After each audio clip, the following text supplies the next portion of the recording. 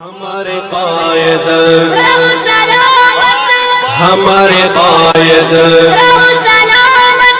ہمارے قائد کرے فرشتے تیری کرے فرشتے تیری حفاظت ہمارے قائد رہو سلامت ہمارے قائد رہو سلامت.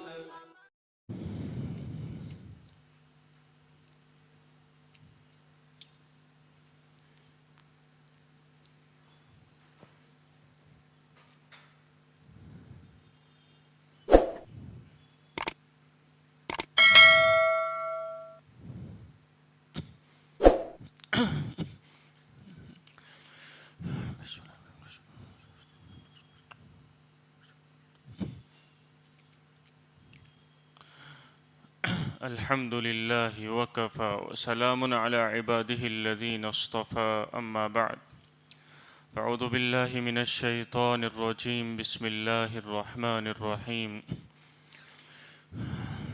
إن الذين كفروا من أهل الكتاب والمشركين في نار جهنم خالدين فيها أولئك هم شر البرية إن الذين آمنوا وعملوا الصالحات أولئك هم خير البرية جزاؤهم عند ربهم جنات عدن تجري من تحتها الأنهار خالدين فيها أبدا رضي الله عنهم ورضوا عنه ذلك لمن خشي ربه صدق اللہ العظیم. میرے محترم بھائیوں اور دوستو، قرآن کریم کے 30ویں پارے کی یہ سورت ہے سورہ بینہ، جو آخری پاؤں میں ہے. اس کی تفسیر چل رہی ہے. سورہ اذا زلزلت کے پہلے ہے اور انا انزلنا کے بعد ہے. بڑی جامع سورت ہے. نبی کریم صلی اللہ علیہ وسلم اس کو پڑھا کرتے تھے. یہاں تک کہ روایتوں میں آتا ہے کہ آپ نے ایک مرتبہ حضرت ابی ابن کعب، جو بڑے صحابی ہے، صحابہ میں کچھ صحابہ ایسے تھے جن کو الگ الگ لقب دیے گئے، جیسے مفسر هذه الامہ، اس امت کا مفسر کون؟ تو حضرت عبداللہ ابن عباس. اس امت کا قاری کون؟ تو کہا گیا ابی ابن کعب اقرأہم. اور کہا گیا اس امت کا فقیہ کون؟ تو معاذ ابن جبل. تو وہی جو اس امت کے سب سے بڑے قاری تھے، جو صحابہ میں حضرت ابی ابن کعب، ان کو نبی کریم صلی اللہ علیہ وسلم نے یوں ارشاد فرمایا کہ اللہ نے مجھے حکم دیا ہے کہ یہ سورہ بینہ میں آپ سے سنوں. تو حضرت ابی ابن کعب حیران ہو گئے، اللہ سمانی، کہ اللہ نے میرا نام لیا؟ فرمایا جی ہاں. اللہ نے آپ کا نام لے کر فرمایا کہ ابی ابن کعب سے سورہ بینہ سنو. تو ابی ابن کعب آپ دیدہ ہو گئے کہ اتنے بڑی ہستی نے میرا نام لیا اور یوں کہا کہ ابی ابن کعب سے یہ سورت سنو. تو اس سے اندازہ ہوتا ہے کہ اللہ کی نظر میں اور اللہ کے حبیب صلی اللہ علیہ وسلم میں اس سورت کی کتنی اہمیت تھی. اس سورت کے متعلق 2-3 مجلسوں میں بہت ساری باتیں بیان ہو گئی. بس 2-3 آیتیں اخیری باقی ہے، اس پر آج کچھ باتیں سنا دیتے ہیں. ان الذین کفروا من اہل الکتاب والمشرکین فی نار جہنم خالدین فیہا اولئک ہم شر البریہ. شروع کی آیتوں میں اللہ تعالیٰ نے 3 طبقوں کو بیان کیا ہے، یہود، نصارہ، مشرکین. کہ یہود، نصارہ اور مشرکین، ان تینوں کے پاس ان کی ہدایت کے لیے، ان کو صحیح راہ پر لانے کے لیے ہم نے ان کے درمیان آپ کو بھیجا. اس کے بعد جب آپ آ گئے اور ایک آپ روشن دلیل بن کے آئے، ایک کھلی ہوئی زندگی لے کر آئے، کھلی ہوئی کتاب لے کر آئے، اب انکار کی کوئی گنجائش ہی نہیں تھی. اور آپ نے آ کر کوئی نئی بات ان کو نہیں کہی، جو ان کی پچھلی کتابوں میں تھا نا وہی کہا کہ لِيَعْبُدُ اللَّهَ مُخْلِصِينَ لَهُ الدِّينَ، کہ ایک اللہ کی عبادت کرو، خالص اللہ کی عبادت کرو، اس کے ساتھ کسی کو شریک نہ کرو. یہ بات تمہارے نبی بھی پہلے کہتے آئے، آج یہ جو نبی آخر الزماں آئے ہیں وہ بھی یہی کہہ رہے ہیں. اس لیے کوئی نئی بات نہیں ہے دنیا میں کہ تم کو ماننے کے لیے 2-4 بات سوچنی پڑے. وہی بات ہے جو پہلے نبیوں نے کہی ہے، بات مان لو. لیکن یہود و نصارہ اس میں سے تو اکثروں نے انکار کر دیا. یہود کے 10 بڑے بڑے عالم تھے اس زمانے میں مدینہ میں. نبی کریم صلی اللہ علیہ وسلم نے یوں ارشاد فرمایا اگر یہ 10 کے 10 مسلمان ہو جاتے ہیں تو یہودیت ختم ہو جائے گی، قیامت تک یہود مذہب ہی ختم ہو جائے گا. لیکن اس میں سے صرف ایک ہی عالم مسلمان ہوا، عبداللہ ابن سلام. باقی سب نے جاننے کے باوجود کہ یہ نبی برحق ہے، انہوں نے اپنی کتاب میں دیکھ لیا تھا کہ ہماری کتاب میں جو پیشنگوئیاں بتلائی گئی ہے کہ ایک زمانے میں ایسے نبی آنے والے ہیں، وہ سب دیکھ لیا تھا، جان لیا تھا، پہچان لیا تھا، لیکن حسد کی وجہ سے انکار کر دیا. ہاں، اور مشرکین اس میں سے تو اکثر ایمان لے کر آئے. بہت سارے جو ہے وہ فتح مکہ سے پہلے آپس کی لڑائیوں میں مارے گئے، کوئی غزوہ بدر میں، کچھ غزوہ احد میں، کچھ خندق کے موقع پر. لیکن اکثر جو ہے وہ مسلمان ہو گئے.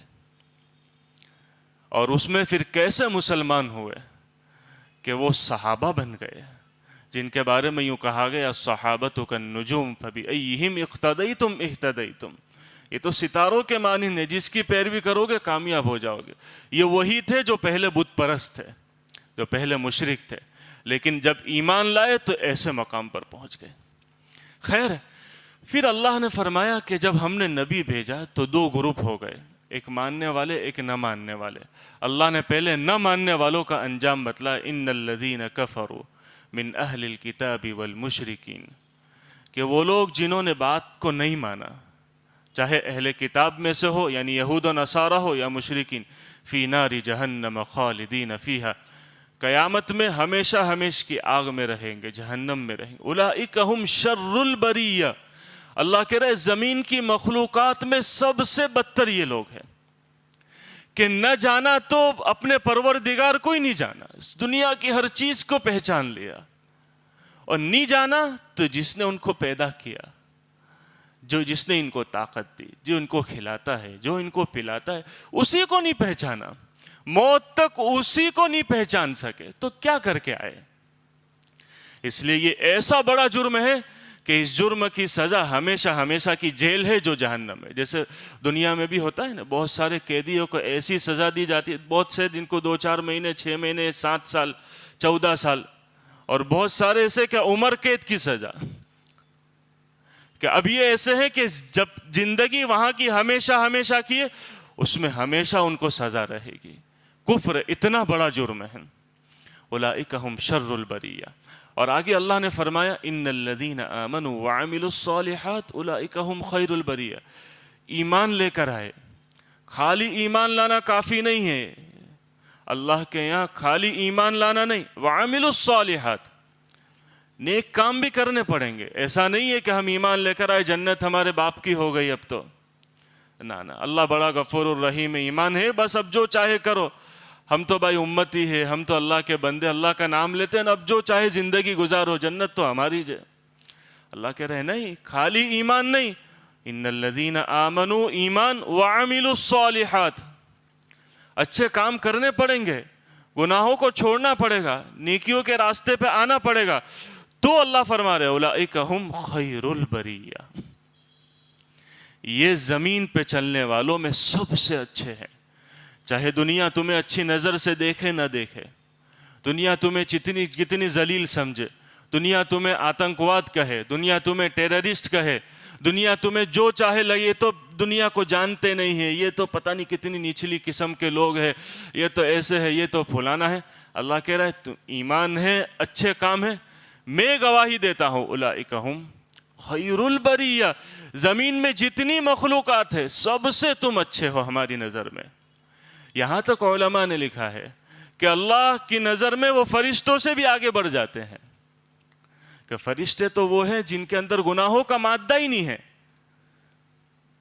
اللہ نے ان کی خلقت پیدائشی ایسی بنائی ہے کہ وہ گناہ کر ہی نہیں سکتے، چاہے تو بھی نہیں کر سکتے. تو گناہوں سے بچنے میں ان کا کیا کمال ہوا؟ ایک آدمی جو ہے وہ نابینا ہے، اب یوں کہے دعویٰ کرے کہ میں بد نظری نہیں کرتا، تو اس کا کوئی کمال ہے؟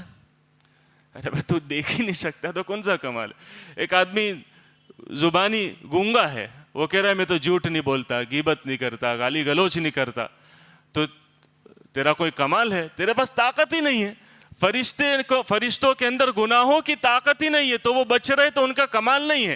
میرے اور آپ کے جیسے انسان جن کے اندر گناہوں کی طاقت ہے، اچھے برے کی طاقت ہے، لیکن پھر بھی اپنے آپ کو برائی سے بچاتے ہوئے اچھے راستے پر لے جاتے ہیں، تو یہ ان کا کمال ہے۔ اس لیے جب وہ اس راستے پہ چلیں گے تو فرشتوں سے آگے بڑھ جائیں گے۔ تو اللہ کہہ رہے اولئک ہم خیر البریہ، سنو یہ لوگ کون ہیں؟ میں احکم الحاکمین، ساری دنیا کا بادشاہ یہ گواہی دے رہا ہوں کہ تم سب سے اچھے ہو، تم زمین پہ چلنے والوں میں سب سے بہتر ہو۔ آگے اللہ نے فرمایا جزاؤہم عند ربہم جنات عدن، یہ خلاصہ ہے کہ وہ لوگ جنہوں نے نیک ایمان لائے، عمل صالح کیے، ان کو کیا بدلہ ملے گا؟ جزاؤہم عند ربہم، ان کا بدلہ ان کے پروردگار کے پاس جنات عدن، ہمیشہ رہنے کے باغات ہے۔ جنت ہم کہتے ہیں جنت کہتے کسے ہیں؟ جنت کے عربی ڈکشنری میں اس کے معنی ہے، عربی لغت میں باغ، اس کی جمع آتی ہے جنات، اس کی جمع یعنی بہو وچن جنات، بہت سارے باغات، کیونکہ اس زمانے میں باغ کسی کے پاس ہونے تو وہ سب سے بڑی پراپرٹی تھی۔ جیسے کہ آج کسی کے پاس کہیں ٹورسٹ پلیس پر کسی کا کوئی بنگلہ ہو یا ایسی کوئی جگہ ہو جہاں لوگ گھومنے پھرنے جاتے ہو، تو وہاں اس کا بنگلہ ہے، اس کا فلیٹ ہے، تو اس کی کیا قیمت ہوتی ہے؟ تو اس زمانے میں یہ سب سے بڑی قیمتی چیز تھی کہ کسی کے پاس باغ ہے، اور باغ بھی ایسا باغ کہ آدمی اندر اپنے باغ میں داخل ہوا، چاروں طرف درخت ہے، ہریالی ہے، سبزہ ہے، اور ایک طرف جو ہے وہ ندی بہہ رہی ہے، تالاب ہے، جس کو ہم اپنے زمانے میں ایک سوئمنگ پول ہے، اور بیچ میں اس کا عالیشان مکان ہے۔ اب اس کے لیے وہ کیا خوشنما منظر ہوگا کہ جب وہ اپنے باغ میں جائے کبھی سیٹرڈے سنڈے کو، اور پھر وہاں رہے، تو کیا ایک دن میں اس کو سکون مل جاتا ہے۔ اور پھر وہ باغ اگر ندی کنارے پر ہو، ریور ویو ہو یا سی ویو ہو، تو پھر تو آدمی بیٹھا ہی رہتا ہے تصور جانا کیے ہوئے، کہ بس اس کو لطف آتا رہتا ہے، کہ مزہ آتا رہتا ہے، کہ کیسے بس یہاں سے اٹھنے کا من نہیں ہوتا ہے۔ اور اگر وہ درخت ہو اور اگر وہ پہاڑ ہو، پہاڑ سے فوارے نکل رہے ہو، تو یہ سارے منظر اللہ تعالیٰ نے اس زمانے کے لحاظ سے کھینچے ہیں قرآن کریم میں۔ ہمارے زمانے میں قرآن نازل ہوتا نا، تو ہمارے زمانے میں یوں سمجھتا ہوں کہ یوں بتلا دیا جاتا کہ تم نے دیکھا ہے مالدیوز کہ کیسا ہے، وہاں جاتے ہیں ٹورسٹ جاتے ہیں، اور مست عالیشان بنگلہ ہے، باہر سوئمنگ پول ہے، اور پھر ایک خوشنما دریا ہے، اور آدمی بیٹھا ہی رہتا ہے، دوسرے کو ایکٹیویٹیز نہیں ہے۔ وہاں جانے والے کہتے بس وہاں دریا کنارے بیٹھے رہو، سکون حاصل کرتے، اور کوئی نئی جونی ایکٹیویٹیز نہیں ہوتی ہے وہاں۔ اور پتہ نہیں کوئی دوسری ایسی پہاڑ ہل اسٹیشن ہو، وہاں پہ اس کا عالیشان بنگلہ ہو، اچھا سوئمنگ پول ہو، بڑا گارڈن والا اس کا بنگلہ ہو، تو اللہ کہہ رہا ہے وہ ہم۔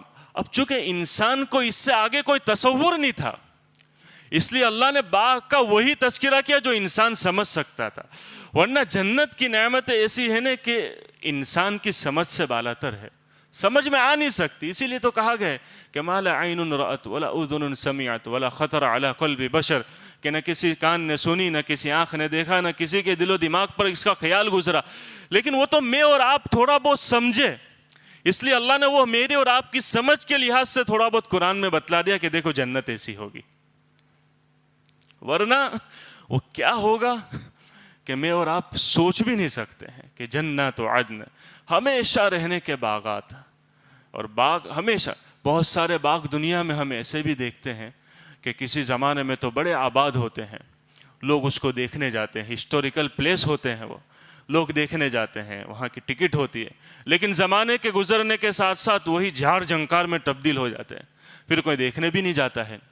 جیسے ہمارے یہاں بھی بہت سارے بڑے گارڈن بنتے ہیں نا، تو 2-4 مہینے لوگوں میں کریز ہوتا ہے کہ چلو بچوں کو لے کر جائے، فیملی کو لے کر جائے. پھر آدمی 2-4 مرتبہ جاتا ہے تو پھر اس سے کیا ہو جاتا ہے؟ اکٹا جاتا ہے. جنت کی نعمتیں اللہ نے ایسی بنائی ہیں کہ اس میں روز ترقی ہوتی رہے، اکتاہٹ نہیں ہوگی. ایک ساتھی نے بہت اچھی بات کہی. ایک صاحب نے اعتراض کیا کہ یار قرآن کہتا ہے کہ جنت میں تم ہمیشہ رہو گے، تو یار کنٹالا نہیں آ جائے گا؟ اپنی زبان میں کہوں کیا کنٹالا نہیں آ جائے گا 2-4 سال، 6 سال، 8 سال، 10 سال، 25 سال؟ تو ساتھی نے جواب دیا بہت اچھی، میرے کو بہت پسند آیا، کہ تو دنیا میں رہتا ہے، تو دنیا میں رہتا یا کتنے جھمیلے ہیں، کتنے جھمیلے ہیں.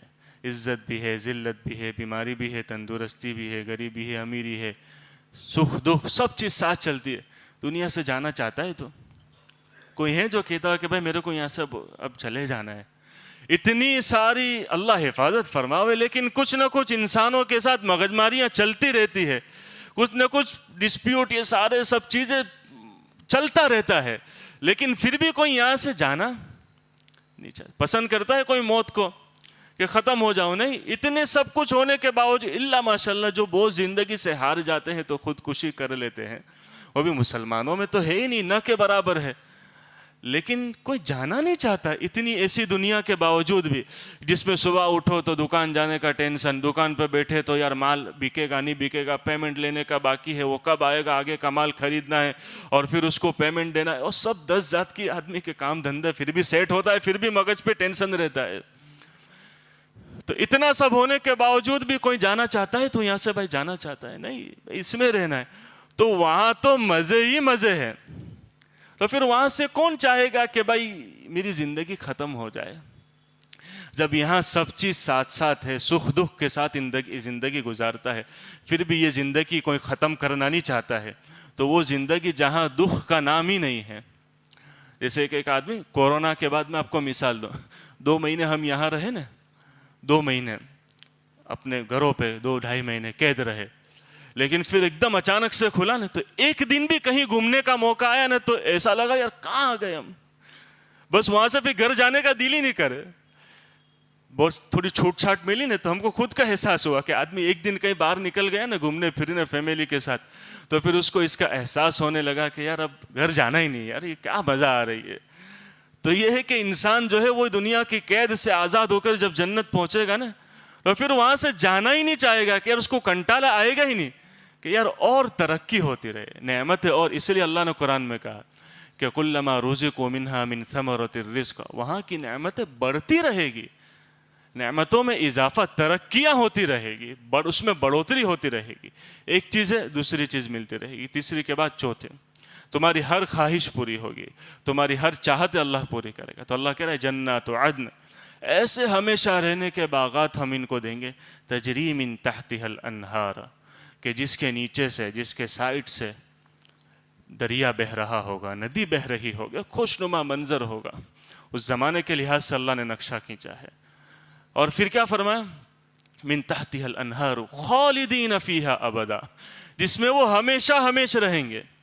روایتوں میں آتا ہے کہ جب جنتی جنت میں پہنچ گئے، جہنمی جہنم میں، تو ایک دمبے کو لایا جائے گا اور کہا جائے گا یہ موت ہے، اور پھر اس دمبے کو ذبح کر دیا جائے گا اور کہا جائے گا کہ اب موت کو موت آ گئی. کیا آ گئی؟ موت کو موت آ گئی. لا یذوقون فیہا الموت الا الموتۃ الاولی، کہ وہ جو دنیا میں تم موت کا مزہ چکھ کے آئے نا، اب تمہیں کبھی وہ کڑوا گھونٹ پینا نہیں پڑے گا. یہ دیکھ کر جنتیوں کو اتنی خوشی ہوگی کہ اگر موت ہوتی تو وہ خوشی کے مارے مر جاتے، اور جہنمیوں کو یہ دیکھ کر کہ موت ہی مر گئی، یہ دیکھ کر اتنا رنج ہوتا کہ اگر موت ہوتی تو دکھ اور رنج کے مارے وہیں مر جاتے. تو اللہ کہہ رہا ہے خالدین فیہا ابدا رضی اللہ عنہم ورضوا عنہ، اللہ ان سے راضی ہو گیا، ورضوا عنہ، اور وہ بھی اللہ سے راضی ہو گئے. یہ بات تو سمجھ میں آتی ہے کہ اللہ ان سے راضی ہو گیا، لیکن ہم بندے اللہ سے راضی ہو گئے، اس کا کیا مطلب؟ کہ اللہ ہم سے راضی ہو گیا، یہ بات تو سمجھ میں آتی ہے، لیکن اللہ کہہ رہا ہے وَرَضُوا عَنْ، کہ ہم بھی اللہ سے راضی ہو جائیں گے. بھائی ہم کو تو اللہ سے ہر حال میں راضی رہنا ہے، جو کہے وہ کرنا ہے، جو نہ کرے اس سے بچنا ہے، اس سے راضی رہنا ہے. لیکن اس کا کیا مطلب؟ روایتوں میں آتا ہے کہ جب جنتی جنت میں پہنچ جائیں گے، جہنمی جنتی جنت میں پہنچ جائیں گے تو اللہ آواز دے گا، اے جنتیو. تو سب جنتی کہیں گے یا اللہ لبیک، ہم حاضر ہیں. تو اللہ کہے گا کہ میں تمہیں ایک اور اس سے بڑی نعمت دینے والا ہوں. تو جنتی کہیں گے یا اللہ اس سے بڑی بھی کوئی نعمت ہے، تو نے تو ہم کو سب کچھ دیا، تم ہم سے راضی ہو گئے، تم مجھ سے.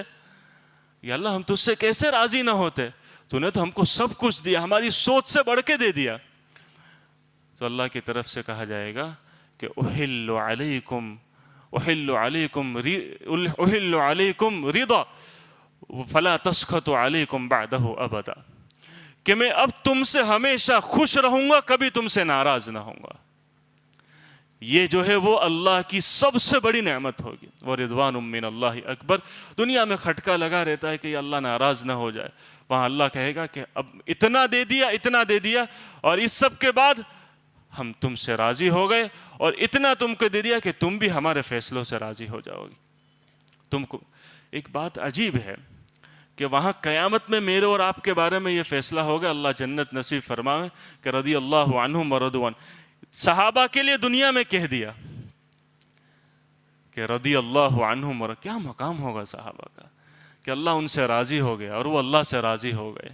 خیر آگے اللہ نے آخری آیت میں یہ فرمایا ذالک لمن خشی ربہ. یہ سب کچھ، یہ جنتیں، یہ اللہ کی رضامندی کا پروا اس شخص کے لیے ہے کہ جو اپنے پروردگار سے ڈرتا ہے. کیا ذالک، یہ خلاصہ ہے سورہ بینہ کا، آخری آیت ہے ذالک لمن خشی ربہ. یہ سب کچھ اس کے لیے ہے جو اپنے پروردگار سے ڈرتا ہے. خشیت کس کو کہتے ہیں؟ خشیت، ہم چونکہ اردو زبان ہماری ٹوٹی پھوٹی زبان ہے، تو اس میں ہر قسم کے ڈر کو ڈر کہتے ہیں. کوئی سانپ بچھو سے ڈرے تو وہ بھی ڈر، کوئی جانور درندے پرندے سے ڈرے تو وہ بھی ڈر، کوئی چور ڈاکو سے ڈرے تو وہ بھی ڈر، کوئی جنات بھوت سے ڈرے تو اس کو بھی ڈر کہتے ہیں، کوئی جو ہے وہ اللہ سے ڈرے وہ بھی ڈر، کوئی ماں باپ سے ڈرے وہ بھی ڈر. لیکن عربی میں وہ ڈر کہ جو کسی کی عظمت کی وجہ سے ہو اس کو خشیت کہتے ہیں. جیسے بندہ ماں باپ سے ڈرتا ہے تو ماں باپ سے وہ ڈر نہیں ہوتی ہے کہ جیسے پھاڑ کھانے والے جانوروں سے ہوتی ہے، جنات بھوت پریت سے ہوتی ہے، نہیں، وہ عظمت کی وجہ سے ڈرتا ہے. میرے ماں باپ ہے، ان کے سامنے نافرمانی کروں گا، ناراض نہیں ہو جاوے تو ڈرتا ہے. ایسے بندے کو اللہ کا خوف اس وجہ سے نہیں رکھنا چاہیے کہ وہ میرے کو سزا دے گا، نہیں، میرا رب ہے، میرے دل میں اس کی عظمت ہے، اس کے سامنے اس کے دیکھتے ہوئے میں اس کی نافرمانی کروں، اس کا بندہ ہوتے ہوئے، اس کا کھاتے ہوئے، اس کی نعمتوں میں زندگی گزارتے ہوئے اس کی نافرمانی کروں، مجھے شرم آنی چاہیے. تو یہ اللہ کا ڈر ہونا چاہیے جس کے بارے میں اللہ کہہ رہا ہے ذالک لمن خشی ربہ. یہ سب کچھ اس شخص کے لیے ہے جو اپنی زندگی میں اللہ کا ڈر رکھتے ہوئے اپنی زندگی گزارتا ہے. یہ سورت کی تفسیر آپ حضرات کے سامنے بیان کی. آگے انشاءاللہ آئندہ مجلس میں ایک نئی سورت شروع کریں گے. اللہ تعالیٰ عمل کی توفیق عطا فرمائیں. سبحانک اللہم وبحمدک وتبارک اسمک وتعالی جدک ولا الہ غیرک. اللہم صلی علی سیدنا محمد وعلی آل سیدنا محمد وبارک وسلم. ربنا آتنا فی الدنیا حسنہ وفي الآخرة حسنة وقنا عذاب النار. اللهم إنا نسألك الجنة وما قرب إليها من قول أو عمل ونعوذ بك من النار وما قرب إليها من قول أو عمل. اللهم إنا نسألك من الخير كله عاجله وآجله ما علمنا منه وما لم نعلم ونعوذ بك من الشر كله عاجله وآجله ما علمنا منه وما لم نعلم. وصلى الله تعالى النبي الكريم. آمين برحمتك يا أرحم الراحمين. یہ لوگوں کون مقتل سے سراپا خندزن آیا جو اس انداز سے باندھے ہوئے سر سے کفن آیا. اڑا دو خاک دشمن پر کہ ظالم جان من آیا.